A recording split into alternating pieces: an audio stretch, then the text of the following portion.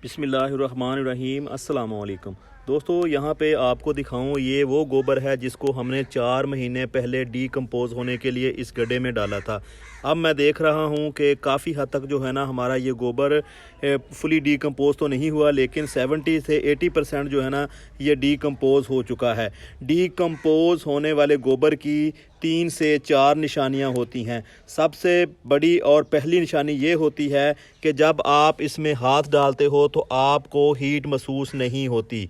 जो कच्चा गोबर होता है उसमें दोस्तों जैसे ही हाथ आप डालते हो तो आपके हाथ का टेम्परेचर बढ़ जाता है, क्योंकि उसमें वो गैसें जो होती हैं वो रिलीज़ हो रही होती हैं। गैसों की वजह से हमारे हाथ का टेम्परेचर बढ़ जाता है।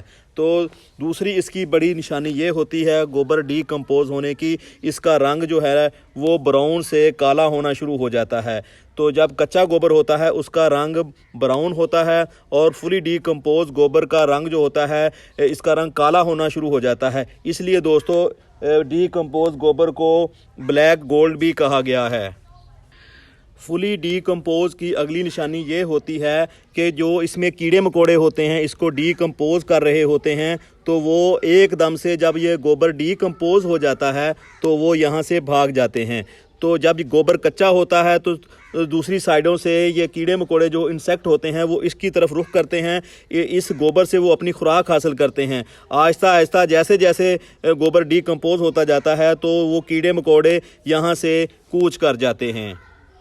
फुली डीकम्पोज़ गोबर की अगली निशानी और अहम निशानी ये है कि जब गोबर कच्चा होता है तो दोस्तों उससे बू आती है। जब गोबर डीकम्पोज़ हो चुका होता है तो बू की बजाय आपको उससे खुशबू आती है। खुशबू भी ऐसी होती है जब किसी खेत के ऊपर बारिश का पानी गिर रहा हो तो बारिश के पानी से पैदा होने वाली जो खुशबू होती है सेम उसी तरह की खुशबू फुली डीकम्पोज़ गोबर से आती है।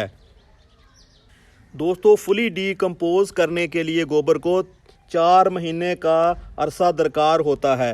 वैसे तो कम से कम 6 माह चाहिए, लेकिन आप उस काबल अगर गोबर को बनाना चाहते हैं कि आप उसको डायरेक्ट अपनी फसल को या अपने पौधों को दें तो आपको कम से कम 4 माह गोबर को यहाँ पे डीकम्पोज़ करना चाहिए। इस तरह का आप अपने किसी कोने में, घर के कोने में गड्ढा बना सकते हैं और इसमें गोबर डाल दें और इसको वक्फे से 8-10 दिन के बाद जो है आप इसको ऊपर नीचे करते रहें और साथ में आप नमी भी चेक करते रहें। अगर आपको दोस्तों इसमें नमी कम लगे तो आप इसके ऊपर पानी छिड़क दें। पानी छिड़कने से जो बैक्टीरिया होते हैं वो इसकी तरफ दोबारा राग़िब होते हैं जो इसको गोबर को डीकम्पोज़ करने का काम करते हैं।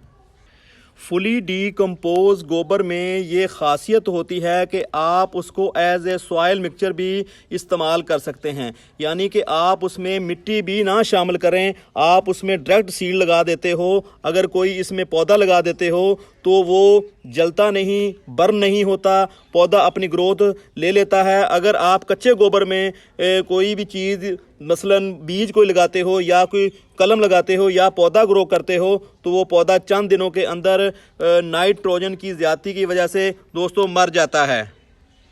लेकिन मैं यहाँ पे आपको सलाह दूंगा कि आप डायरेक्ट गोबर में कोई भी चीज़ ग्रो ना करें, क्योंकि यहाँ पे आप देख रहे हैं कि तकरीबन ये 70% दोस्तों डीकम्पोज़ हुआ है। अभी 30% इसकी जो है ना अभी कसर बाकी है इसको डीकम्पोज़ होने के लिए। तो यहाँ पे मैं एक कोई चीज़ दिखाता हूँ आपको। ये देखें यहाँ पे इंसेक्ट जो हैं अभी फिर रहे हैं। जब ये इंसेक्ट यहाँ से बिल्कुल ही आपको नज़र आना बंद हो जाएँ तो आप समझ लें आपका 99% जो गोबर है वो डीकम्पोज़ हो चुका है। और यहाँ पे आप देख रहे होंगे कि इसका रंग अभी पूरी तरह जो है ना ब्लैक नहीं हुआ। जब इसका रंग फुली ब्लैक हो जाए तो ये निशानी होती है फुली डीकम्पोज़ होने वाले गोबर की। तो यहाँ पे आप देखेंगे तो ये आप जैसे इसको दबाते हो तो ये गोबर जो है ढेली की शक्ल पहले होती है तो ये बिल्कुल देखें टूट जाता है। तो ये भी इसकी मेन निशानी होती है डीकम्पोज़ होने की।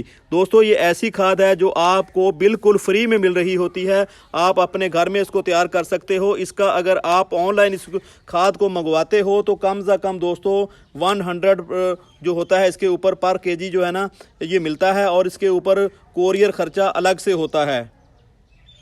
हमारे जो किसान होते हैं दोस्तों, वो ऐसे ही गोबर को उठा के खेतों में डाल देते हैं, उसका इतना फ़ायदा नहीं होता। बजाय वो फ़ायदा देने के दोस्तों, वो नुकसान दे रहा होता है। जब कोई उसमें सीड लगाया जाता है, कोई फसल बोई जाती है, तो वो जैसे ही दोस्तों ग्रो होती है, कच्चा गोबर होने की वजह से वो फसल जो है ना बर्न हो जाती है, क्योंकि इब्तदाई स्टेज के ऊपर पौधे को नाइट्रोजन जो है ज़्यादा मिलती है। पौधा अभी वो बेबी प्लांट होता है, छोटा होता है, उसको इस स्टेज पे नाइट्रोजन की इतनी ज़रूरत नहीं होती।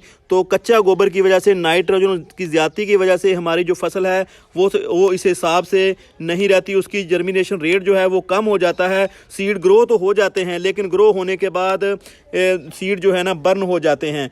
तो आप को चाहिए कि जैसे ही आपका वो जो रूढ़ी वाला ढेर होता है, यहाँ आप गोबर इकट्ठा करते हो जानवरों का, तो आप 6 या 7 माह 8 माह के बाद ही उसको किसी फसल को दिया करें, ताकि वो कुछ ना कुछ तो यहाँ पे ढेर में पड़ा पड़ा डीकम्पोज हो जाए। तो उसके बाद ही आप उसको खेतों में दोस्तों दें। अगर मुमकिन हो तो आप किसी ट्रैक्टर की मदद से या किसी को मज़दूर लगा के आप नीचे वाले गोबर को ऊपर और ऊपर वाले गोबर को नीचे करके उसमें पानी का छिड़काव करके उसको फुली डीकम्पोज कर सकते हो। तो इस अमल से बहुत ज़्यादा फ़ायदा होगा आपको। आपका जो गोबर है वो ज़्यादा जो है ना ज़ाया नहीं होगा, और आपकी फसल, जैसे ही आप किसी फसल को डालोगे तो फसल को एकदम से ताकत मिलेगी, एनर्जी मिलेगी, तो फसल जो है ना फुली ग्रोथ पे आ जाएगी। दोस्तों, ये 2 हिस्सों में मैंने इस गड्ढे को तकसीम किया हुआ है। इस साइड पे मैंने गोबर को रखा हुआ है और इस साइड पे मैंने पत्ते डाले हुए हैं। ये पत्तों की खाद है। जब हम कोई भी फ्लावर प्लांट लगाते हैं तो इन पत्तों की खाद को हम उसमें शामिल करते हैं, क्योंकि ये पत्तों की खाद बहुत ठंडी खाद होती है। ख़ासकर फूलों वाले पौधे जब आप ग्रो कर रहे हो तो उनके लिए तो बहुत ही सूटेबल होती है। तो मैं जैसे ही कोई फूल वाला पौधा लगाता हूँ तो उसमें ये जो सॉइल मीडिया होता है, पत्तों की खाद होती है, इसको शामिल लाजमी करता हूँ। एक तो इससे मिट्टी पोरस हो जाती है। दूसरा बात यह है कि इब्तदाई स्टेज पे आपको, जैसा कि मैंने कहा, पौधे को इतनी नाइट्रोजन की ज़रूरत नहीं होती। ये खाद हल्की होने की वजह से, ठंडी होने की वजह से पौधे को बड़ा होने में मदद देती है। और उसके बाद आप उसी गमले में उस फूल वाले पौधे के अंदर जो है ना इस गोबर की खाद को शामिल कर सकते हो और इससे बड़े फूल और ज़्यादा मकदार में फूल हासिल कर सकते हो।